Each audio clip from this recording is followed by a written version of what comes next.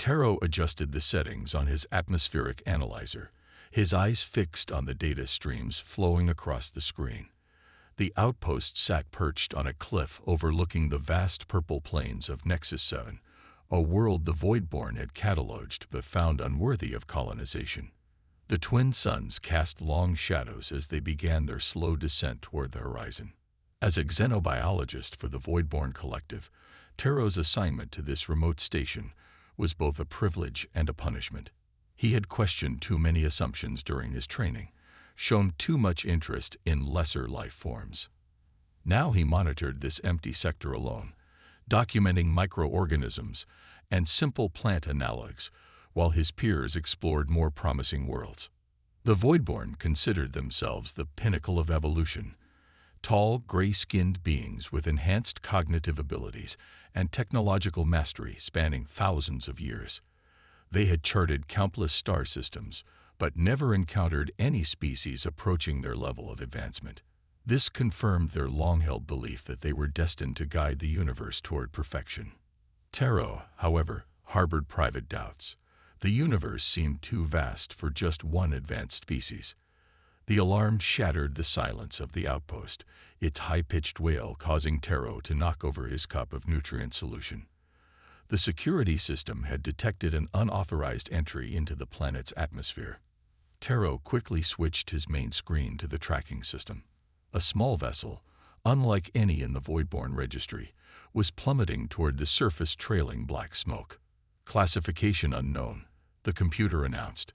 Vessel of non-Voidborn origin detected. Protocol requires immediate notification to Central Command. Taro's fingers hovered over the communication panel. Protocol was clear. Report immediately. Avoid contact. Wait for a containment team. The collective feared contamination, not biological, but ideological. Contact with lesser species was strictly controlled to prevent primitive concepts from infecting Voidborn society. The ship crashed with a distant boom that Taro felt through the floor of his station. A plume of dust rose from the valley 3 kilometers away. Initiating emergency communication sequence, the computer announced. Override.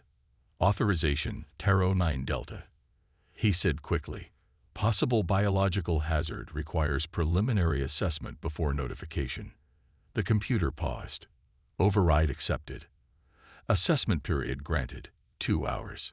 Taro grabbed his field kit, atmospheric shield, and scanner. He knew his justification was flimsy. The collective would question why he hadn't simply used remote drones. But something about the unusual design of the ship had triggered a curiosity he couldn't suppress. The journey to the crash site took 30 minutes by hover transport. As Taro approached, he saw that the vessel was surprisingly small, perhaps meant for a crew of 5 or 6. Its hull featured curves and decorative elements that served no apparent functional purpose, a design philosophy completely at odds with Voidborn aesthetics.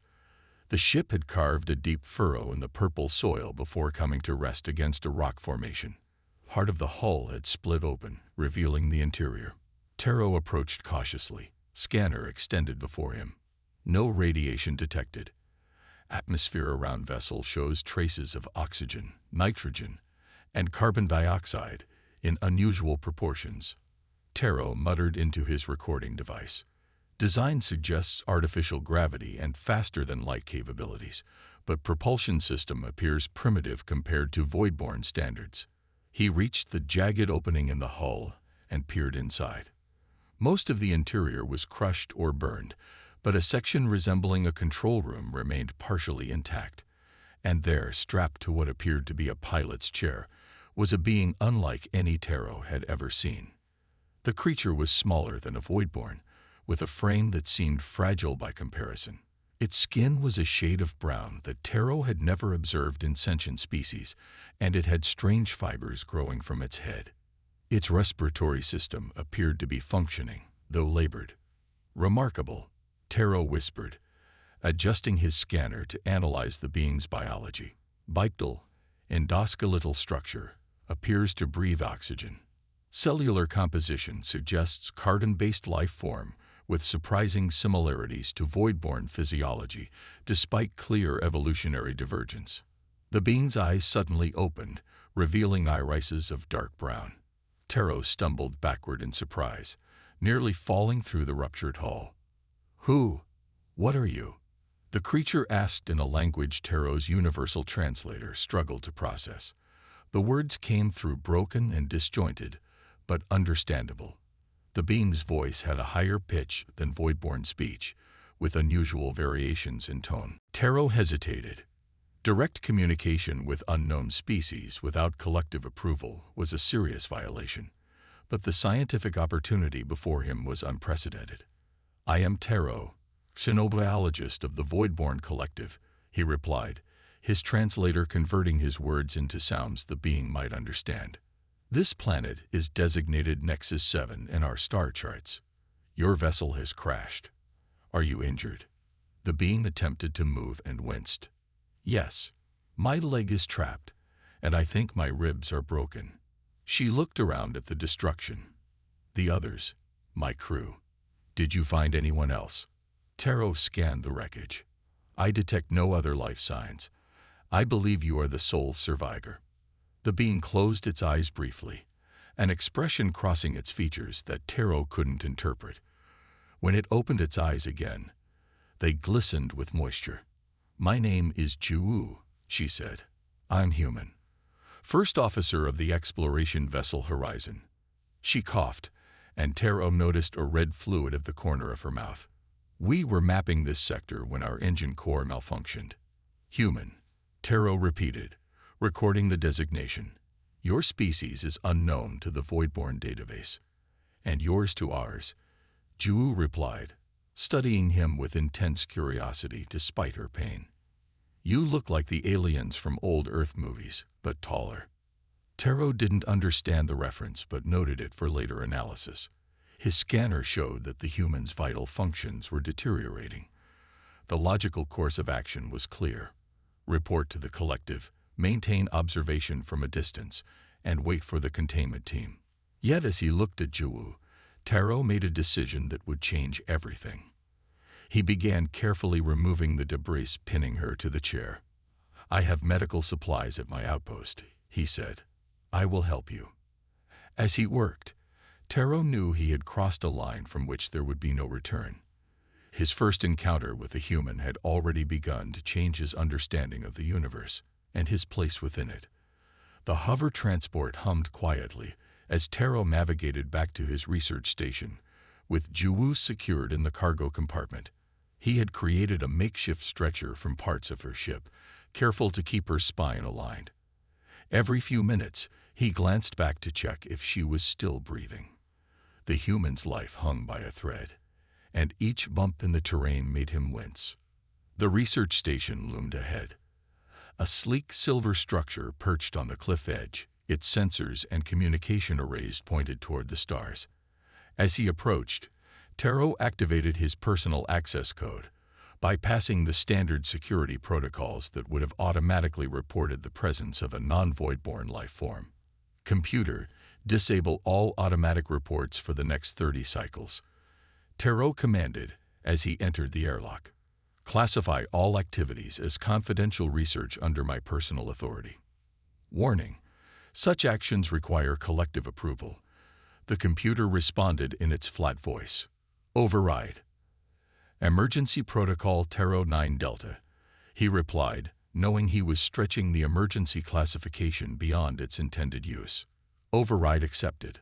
Automatic reporting disabled." Taro carefully transported Ju to his laboratory, laying her on the examination table designed for tissue samples, not whole organisms. Her breathing was shallow, and the red fluid, blood, his scanner informed him, had soaked through her garment in several places. The Voidborn Collective had strict directives about non-interference with less advanced species. They were to be studied from afar, documented, and monitored for potential future contact, only when they reach certain technological thresholds. Direct aid was forbidden. Such actions could alter natural development patterns and contaminate both cultures. Yet here was Taro, a respected xenobiologist, breaking the most fundamental rule of his profession. He activated his medical scanner and passed it slowly over Juwoo's body. The results were both alarming and fascinating.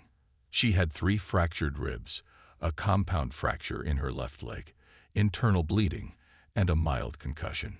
Her body temperature was also significantly higher than voidborn norm, though this appeared to be natural for her species. Working carefully, Taro began treating her wounds. He applied a cell regeneration compound to the leg fracture, technology used for voidborn injuries, but never tested on other species. He set the broken bones with a temporary brace and stopped the internal bleeding using a focused sonic tool. The human stirred, her eyes opening slightly. She flinched when she saw Taro standing over her. "You're safe," he said quickly. "I've brought you to my research station and am treating your injuries." Juwoo relaxed slightly, though pain still creased her features. "Thank you," she whispered. "That's twice you've saved me." "Your physiology is fascinating," Taro noted, adjusting the settings on a pain suppression field generator. "Your cellular structure has similarities to ours, but with distinct differences in regenerative capabilities." A sound emerged from Juwoo that startled Taro, a series of short, staccato exhalations that his translator couldn't interpret. "Are you in distress?" he asked, concerned. "No," Juwoo replied, the corners of her mouth turning upward. "I'm laughing. It's just funny that I'm being dissected by an alien and all you can say is that my cells are interesting." "I am not dissecting you," Taro clarified, unsure why she would suggest such a thing. "I am treating your injuries." "And yours is impossible," Juwoo replied with unexpected humor. "Your body structure defies several laws of biology that we thought were universal, yet here we both are." Over the next several days, Taro continued to treat Juwoo's injuries while keeping her hidden from routine collective check-ins. He provided nutrients compatible with her biochemistry and adjusted the atmospheric composition in the laboratory to better suit her respiratory needs. As her strength returned, their conversations grew longer and more complex. Taro learned that humans had recently developed faster-than-light travel and were exploring neighboring star systems. Their technology was less advanced than the voidborn in most areas, but surprisingly sophisticated in others. The horizon was delivering medical supplies. Juwoo explained on the 4th day, sitting upright for the first time. A human settlement on Proxima Centauri's 4th planet is facing an outbreak of a virus that mutated from the local ecosystem. The medical supplies in my ship are critical. Taro examined the container she had indicated, which he had salvaged from the crash site during a second expedition.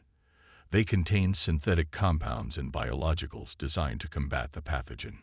"These supplies are still intact," he confirmed, "but your ship is beyond repair." Juwoo's face fell, and Taro observed the moisture appearing in her eyes again. "Tears," she had explained, "a physiological response to strong emotions. Thousands will die without these supplies," she explained, her voice unusually tight.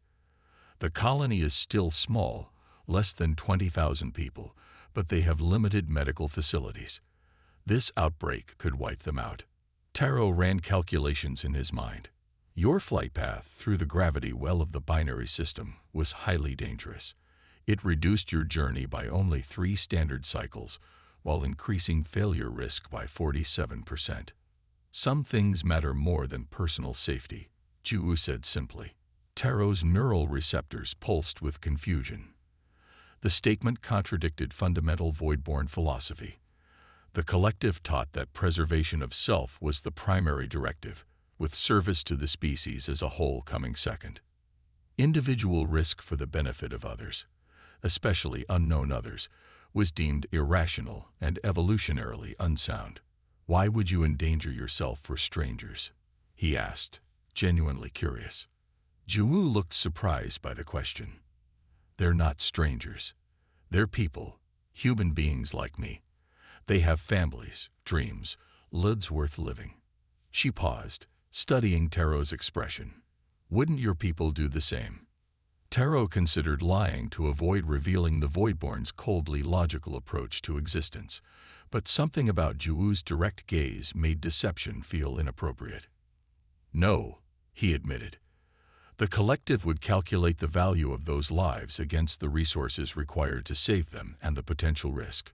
If the equation did not balance favorably, no intervention would be authorized." "That sounds," Juwoo started, then stopped herself. "Logical," Taro suggested. "Lonely," she corrected. "It sounds like a lonely way to live." The word struck Taro with unexpected force. Loneliness was not a concept the Voidborn discussed. They lived in ordered communities, each individual fulfilling their designated function for the greater good. Yet in that moment, Taro recognized the emptiness that had haunted him during his isolation on Nexus 7, an emptiness he had never had the vocabulary to name. That night, as Juwoo slept, Taro accessed the few salvaged data cores from her ship. He studied human history, their art and literature, their sciences and philosophies.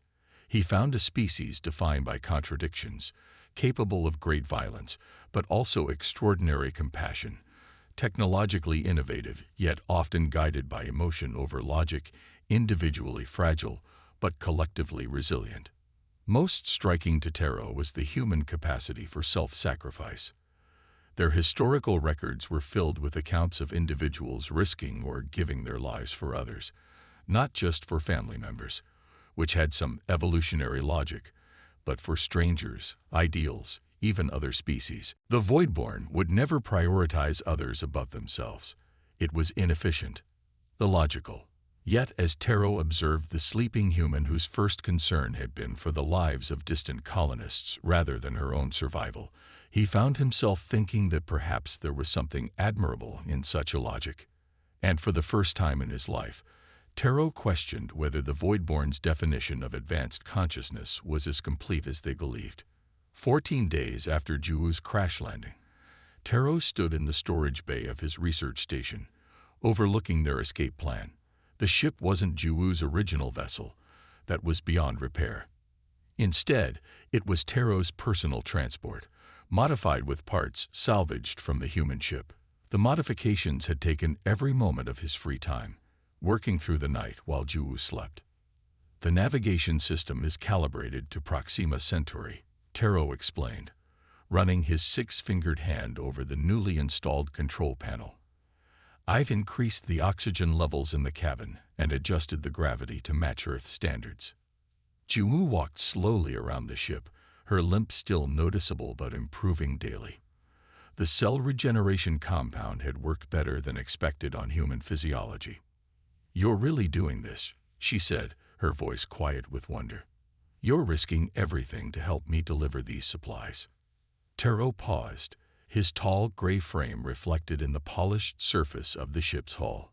"The collective will classify me as defective," he said as he tightened the final connections. "But I cannot allow thousands to perish when I possess the means to prevent it." The words felt strange as he spoke them, so contrary to his lifelong training yet somehow right. In Voidborn society, the term defective was devastating. It meant one's neural patterns had become corrupted, making them unfit for community. Defectives were isolated, reprogrammed, or in extreme cases, erased from the collective memory. "Are you sure about this?" Juwoo asked, her brown eyes fixed on him with an intensity that still made him uncomfortable. Humans used direct eye contact in ways the Voidborn considered invasive. "No," Taro admitted, "but I have run the calculations repeatedly. If we leave now during the meteor shower that will mask our departure, we have a 78% chance of reaching Proxima Centauri before the medical situation becomes irreversible." Juwoo smiled, another expression Taro was still learning to interpret. "That wasn't what I meant. I meant, are you sure you want to give up your life here? For people you've never met?" Taro looked around the research station that had been his home for the past 3 cycles. It suddenly seemed sterile and empty compared to the 14 days of conversation, discovery, and unexpected connection he had experienced with Juwoo. "Yes," he said simply. "I am sure." They loaded the medical supplies carefully, along with provisions for the journey. Taro left his research data on a delayed transmission to the collective. By the time it reached them, he would be too far away to stop. As predicted, a meteor shower filled the night sky of Nexus 7 with streaks of light, creating the perfect cover for their departure. The ship's engines hummed to life, and Taro guided it smoothly up through the atmosphere, his four-fingered hands steady on the controls despite his inner turmoil. Once they cleared the planet's gravitational pull, Taro engaged the faster-than-light drive. The stars stretched into lines of light, and then they were traveling through the folded space that made interstellar travel possible. Course set for Proxima Centauri, Taro announced. Journey time, approximately 7 days. Jiwoo nodded, then winced and adjusted her position in the seat Taro had modified for human comfort. Though healing well, her injuries still caused her pain. You should rest, Taro suggested. The auto-navigation system can maintain our course. I'm too excited to sleep, Jiwoo replied. This is the first time a human has traveled in a void-borne ship. I have so many questions about how it works. Taro began explaining the principles behind void-borne technology, but he quickly realized that despite her intelligence, Jiwoo lacked the scientific background to understand concepts the void-borne learned in early education. Instead, the conversation shifted to cultural exchange. During the long periods of FTL travel, Jiwoo shared human stories, played music from her salvage data storage, and sketched images of Earth with a writing implement on material Taro provided.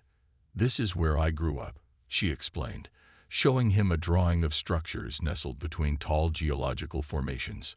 A small town in what we call Korea, on Earth. Taro studied the drawing, fascinated by how the simple lines conveyed not just information, but a sense of something more.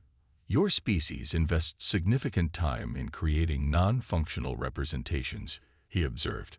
We call it art, Jiwoo said, continuing to sketch. It's how we share experiences that can't be put into words. Later, she activated an audio file from her saved data. The sounds that filled the ship's cabin were unlike anything Taro had ever experienced. Patterns of tones and rhythms that seemed mathematically complex, yet served no obvious purpose. What is this sensation your music creates? Taro asked, his head tilted in confusion as he felt strange impulses moving through his neural pathways. We call it emotion, Jiwoo explained, watching his reaction with interest. It's not just mathematical patterns, it's how we connect with each other. This particular piece makes most humans feel peaceful and a little sad. Sad. Taro repeated the unfamiliar concept. The void-borne experienced states of optimal and suboptimal functioning, but not the complex internal landscape Jiwoo described. Is sadness useful? Jiwoo laughed softly. Not everything has to be useful, Taro. Sometimes experiences just are. The music reminds us we're alive, that we can feel things deeply. That connection to our feelings helps us connect to each other. On the 4th day of their journey, the ship's proximity alarm sounded. Taro quickly checked the sensors and felt his body temperature drop in fear.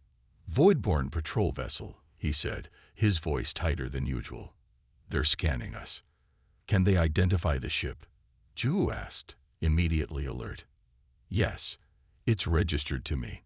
They will know I've gone off course. Taro's hands moved rapidly over the control panel. They're attempting to establish communication. A voice crackled through the ship's speakers. Research Vessel Nexus Probe 7. This is Patrol Vessel Enforcement 12. You have deviated from authorized flight patterns. Your presence is required for immediate neural assessment. Power down and prepare for boarding. Taro froze. Neural assessment would reveal everything. His contact with Jiwoo, his growing doubts about void-borne superiority, his decision to help the human colony. He would be classified as defective and reprogrammed. Jiwoo would be taken for study, the medical supplies confiscated, and thousands of humans would die. Before he could respond, Jiwoo moved to the control panel. Despite her still healing injuries, she reached past him and began inputting commands. What are you doing? Taro asked, alarmed at her interference with the ship's systems. "Rerouting power to the shields and adjusting our course," she replied, her fingers moving with surprising familiarity over the adapted controls. "There's a nebula at coordinates 227 to 34489. If we can reach it, the particles will mask our energy signature. That requires passing within weapons range of the patrol vessel," Taro pointed out. "They won't fire on one of your own ships, will they?" Ju asked, already changing their course. "Not to destroy, but to disable, yes." Ju grimaced but continued her adjustments. "Then we'll just have to be faster than they expect." The ship lurched as she engaged maximum thrust. The patrol vessel immediately changed course to intercept, but Ju had anticipated this. She executed a maneuver that sent their ship into a spinning dive that no Voidborn pilot would have attempted, a move that strained both the ship's structure and her healing ribs. The nebula loomed ahead, a vast cloud of dust and gas illuminated from within by newly forming stars. The patrol vessel fired a disabling pulse that grazed their shields, causing the lights to flicker. "One more second," Ju muttered through clenched teeth, clearly in pain but focused entirely on the controls. They plunged into the nebula, and immediately their sensors were overwhelmed by the dense particles. Ju cut power to all non-essential systems, and they drifted deeper into the cosmic cloud, effectively invisible to the patrol's detection equipment. For 2 hours, they floated in silence, the colorful swirls of the nebula casting strange patterns of light through the ship's viewport. Finally, Taro confirmed that the patrol vessel had moved on, presumably to continue searching in another sector. "You risked damaging your healing tissues," Taro observed as Ju finally relaxed back into her seat, her hand pressed against her side, where the fractured ribs were still mending. Ju shrugged, wincing slightly at the movement. "You risked everything to help me. Seems only fair." Taro studied her for a long moment. The human concept of fairness was different from the Voidborn understanding of equivalent exchange. There was something in it that spoke of connection rather than calculation. "We should alter our course," he said finally. "They will be monitoring the direct route to Proxima Centauri." Ju nodded. "Plot us a path through the Barnard's star system. It's longer but less traveled." As Taro laid in the new course, he realized that his decision to help Ju had now expanded beyond a simple calculation of lives saved. Something fundamental was changing in his understanding of the universe and his place within it. Something the Voidborn would indeed classify as defective, but that he was beginning to recognize as growth. Here's a simplified version of the passage in basic English. The human colony on Proxima B was in terrible condition. Sick people filled makeshift hospitals, and everyone looked tired and worried. When Taro stepped out of the spaceship, people were shocked and scared. "An alien!" someone yelled from the crowd. Ju, who knew Taro better than anyone, quickly defended him. "He saved my life," she said firmly.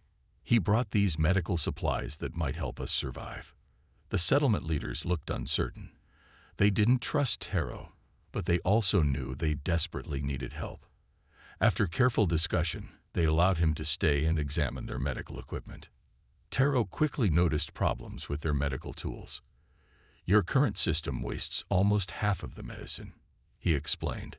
Using materials from his own supplies, he started modifying their equipment to make it work more efficiently. As days passed, fewer people became sick. The colony slowly began to recover, thanks to Taro's advanced knowledge and careful adjustments. Patients started getting better, and hope returned to the settlement. But something was troubling Taro.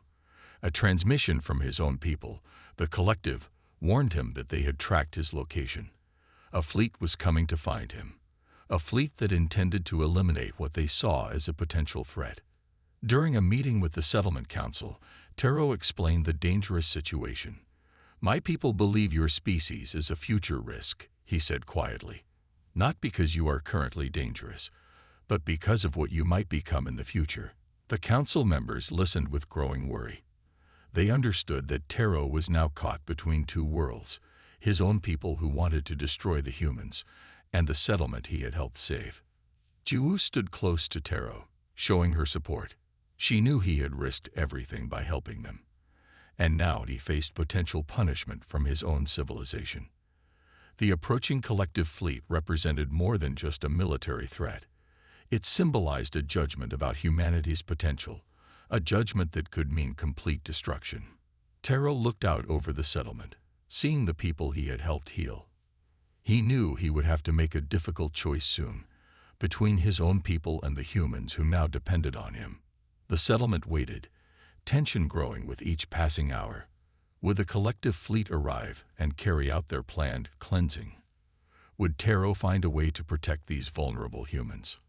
As the days grew shorter and the fleet's arrival seemed imminent, everyone in the settlement prepared themselves. They had already survived so much. A dangerous journey, a medical crisis, and now the potential threat of alien destruction. Taro's presence gave them a small hope. He understood both the humans and the collective. Perhaps he could be the bridge that prevented total destruction. The story hung in delicate balance, survival against potential annihilation, understanding against fear, cooperation against elimination. And at the center of it all stood Taro, an alien who had chosen compassion over his civilization's cold calculations. The settlement watched and waited, knowing their future depended on what would happen next. Here's a simplified version of the passage in basic English. The alien ships arrived in the sky above the human settlement. Taro stood on the landing platform, holding a special communication device. He knew this moment would decide everything. "I am sending them all our information," Taro told Jiwoo. He wanted to share everything about humans, their music, art, stories, medicine, and their incredible ability to help each other. Jiwoo looked worried. "Will this be enough to save us?" she asked. Taro explained that his people, the collective, made decisions based on data. They didn't fully understand humans yet. This was his chance to show them who humans really were. The main alien ship landed, and Elder Sunho walked out. His old eyes looked at the settlement coldly. He seemed angry and disappointed in Taro. "You have broken our most important rules," Sunho said to Taro. But Taro was calm. "I have discovered something more important than our rules," he replied. He then sent all his observations directly to Sunho's computer system. Sunho became very still. Information about humans flooded his mind. How they could adapt to difficult situations, how they understood feelings, how they could work together even when they didn't have advanced technology. For 3 days, everyone waited. The alien fleet stayed in orbit, watching and processing the information Taro had shared. Then something unexpected happened. The cleansing fleet left, but Sunho remained behind. He was now the first official ambassador from the Voidborn to humanity. Standing in front of everyone, Sunho made an important speech. "The universe is much bigger than we thought," he said. "Real growth isn't about having the best technology. It's about being able to change and learn." Taro looked at Jiwoo. She smiled back at him. His first meeting with a human had completely changed how he understood the world. Now, it would change how his entire civilization saw things too. What started as a potential destruction had become a moment of understanding. The humans had been saved not by weapons, but by information, compassion, and the ability to show their true nature. The settlement, which had been close to destruction, now represented hope. Taro had risked everything to show that different species could understand each other.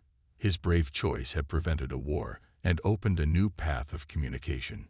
Jiwoo and Taro stood together, representing a bridge between two very different civilizations. They had proven that understanding could happen, even when everything seemed impossible. The alien ships disappeared into the dark sky, leaving behind a promise of future cooperation.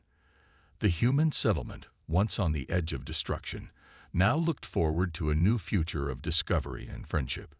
Sunho's presence meant that the Voidborn would learn from humans, and the humans would learn from the Voidborn. This was more than just survival. This was the beginning of something completely new. Taro had not just saved a settlement. He had potentially changed the way two entire civilizations would interact in the future. His courage and belief in communication had become a powerful weapon, more powerful than any ship or technology. As the day ended, hope filled the settlement. They had survived. They had been understood. And most importantly, they had been given a chance to show who they really were. The universe suddenly seemed a little smaller and a little more connected.